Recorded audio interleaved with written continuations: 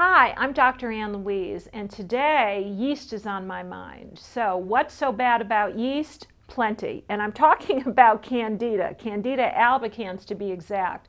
You know, estimates are that there's about 1 in 3 of all Americans that suffer from some degree or another of some kind of yeast excess. And that to me means about 90 million of us on any given day that may have problems because of too much yeast.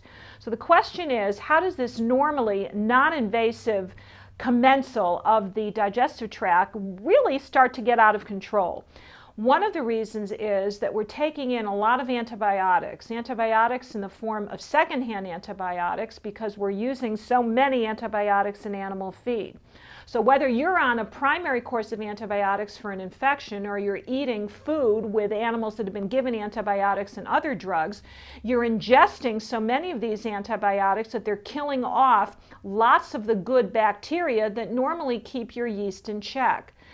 Some of the symptoms of Candida you may find quite surprising because they seem to kind of reign the gamut of a who's who of symptomology.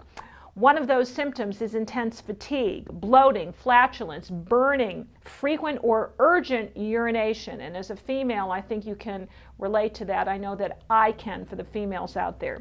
Cramps, irregular periods, itching, burning, sometimes a white vaginal discharge, dry mouth, very strange skin rashes, even eczema, psoriasis, nasal itching, and sinus congestion.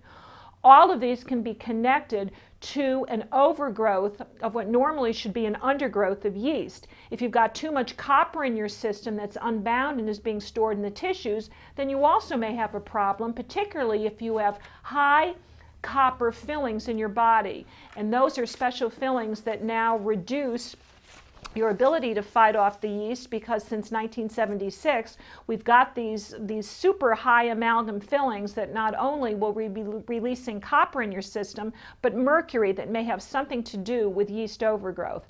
So the question is, what do you do to get rid of the yeast? Well, number one, you've got to cut down on anything that feeds the yeast. That means in terms of food that you severely cut down on carbohydrates, sometimes to the tune of at least 40 grams a day. Another very important aspect of yeast control would be to take a daily probiotic. I like a powdered probiotic that not only will get into your system rapidly, but will also target your stomach, which very oftentimes can be a source of some of this overgrowth of bacteria and yeast that is so detrimental to the body. I also think that daily intake of some of your yeast-killing spices, which would be oregano, which would be cinnamon, as well as garlic, would be very essential. And last but not least, looking into the kinds of homeopathic products that I have on my website that I've found over the years are major yeast controllers. So I'd like you to have a yeast-free day, hopefully a yeast-free life. And this is Dr. Louise saying, go yeast, young man. Go yeast. Goodbye for now.